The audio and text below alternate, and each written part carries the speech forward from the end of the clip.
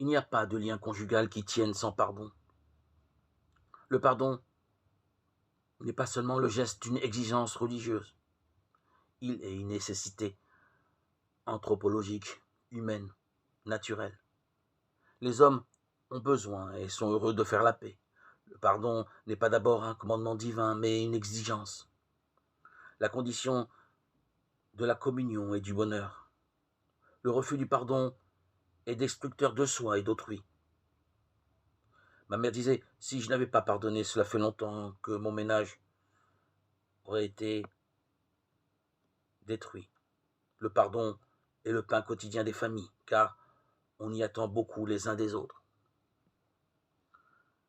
Il importe d'abord de reconnaître que ce n'est pas facile de pardonner, surtout à ceux qui sont nos proches, constamment avec nous, surtout à ceux que nous aimons et que nous voudrions tellement parfaits.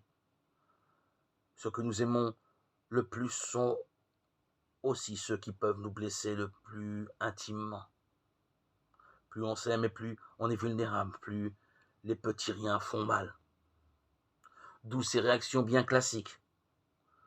Je pardonne, mais je n'oublie pas. Je ne peux pas pardonner, car je suis sûr d'avoir raison. Pardonner, ce serait reconnaître des torts que je n'ai pas.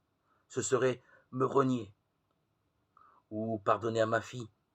Vous voulez rire? Elle n'a que 15 ans. Et mon autorité alors? Tendre l'autre joue quand on vous frappe, c'est plus facile à dire qu'à faire. Pour moi, pardonner, ce n'est pas difficile, à condition que mon mari me demande pardon, mais comme il ne le fait jamais. Et enfin, pardonner, c'est faire de nouveau confiance. Mais justement, comment faire confiance quand plusieurs fois déjà notre confiance a été déçue? Pour qu'il y ait pardon, il faut 2 personnes. C'est toujours moi qui fais les premiers pas, qui revient le premier.